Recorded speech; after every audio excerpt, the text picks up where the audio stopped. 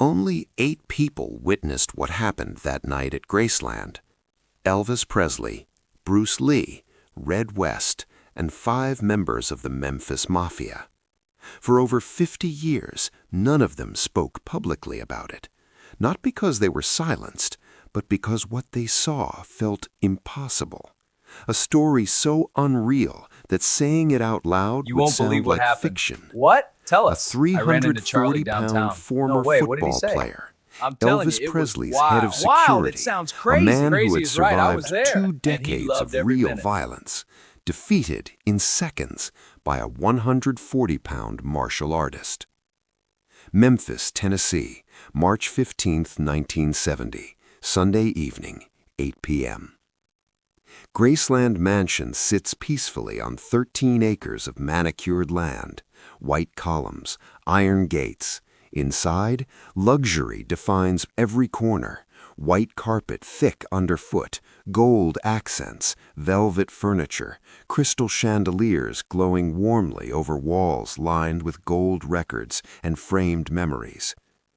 Elvis Presley stands near the piano, dressed in his iconic white rhinestone jumpsuit, 35 years old, at the height of his fame, the king of rock and roll.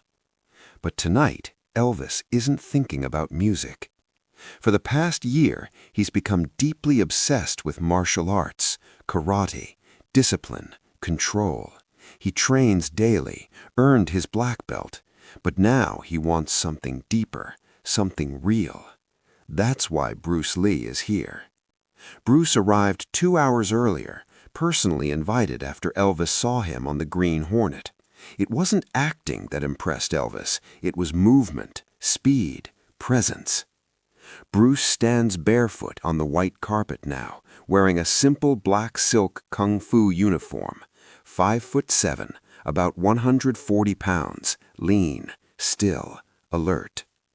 5 members of the Memphis Mafia sit watching closely, curious, skeptical, respectful. Elvis is fascinated, asking about Wing Chun, Jeet Kune Do, philosophy, the concept of flowing like water. Bruce answers calmly, thoughtfully. This is why Bruce accepted the invitation. But one man in the room isn't impressed. Red West. Red West stands near the doorway, arms crossed over his massive chest. 6'2", 340 pounds, a body built by football, street fights, and decades of confrontation. Red isn't just security, he's family, Elvis's cousin. He's been there since before the fame, before Sun Records, before the world knew the name Elvis Presley. His job is simple: keep Elvis alive. And he's done that job for 20 years without failing. Bar fights, backstage brawls, armed men, drunks, obsessed fans, climbing fences, mob-connected promoters. Red handled them all. Big men, multiple men, dangerous men. And Red never lost. Not because of technique, because of size, strength, physics. To Red, fighting is simple. Grab the threat, use weight, control, end it. So when Elvis started bringing martial artists into Graceland, Red tolerated You won't believe it. what happened. Karate was What? fine. Tell us. Exercise, I ran into Charlie discipline. downtown. But No way. Bruce What did he Lee? say? This I'm telling bothered you, him. it was wild. Elvis Wild, wasn't it just sounds interested. Crazy. Crazy he is was right. I was reverent, there, and hanging he on loved every every minute. word, treating this small man like a master. Red watches Bruce demonstrate Wing Chun techniques in the air, fast hands, precise movement. Impressive, but unrealistic. Real fights don't look like this. Real fights are chaos. Elvis claps enthusiastically. Incredible, Red. You seeing this? Red grunts. Yeah, I'm seeing it. Bruce notices. Their eyes meet. No challenge, just awareness. Then Red steps forward. No disrespect to Mr. Lee, Red says, voice calm but firm. But all these techniques look good when nobody's fighting back. The room goes quiet.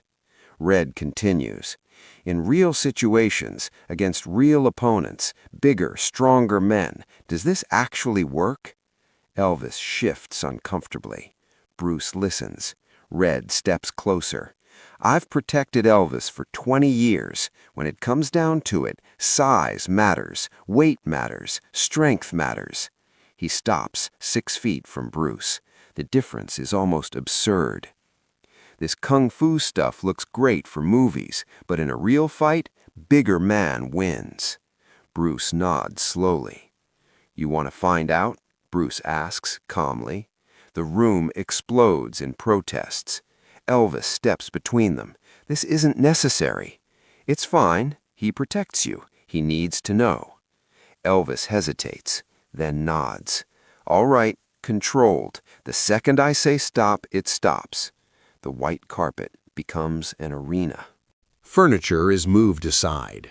Red removes his jacket. Underneath, a tight black shirt stretched over muscle and bone. He rolls his shoulders, cracks his neck. Old habits. Bruce doesn't warm up. He doesn't prepare. He simply stands there, breathing calmly. David and Goliath. Red raises his hands. Whenever you're ready. Bruce doesn't move. Red advances, testing distance. Bruce stays still. Red decides. He lunges forward, both hands reaching to grab Bruce's shoulders, fast, powerful. Bruce moves, not back, but forward. His left hand lightly redirects Red's wrist, just inches, barely visible. At the same time, Bruce's right palm strikes forward, solar plexus. A sharp crack echoes through the room. Red's eyes go wide. He tries to breathe.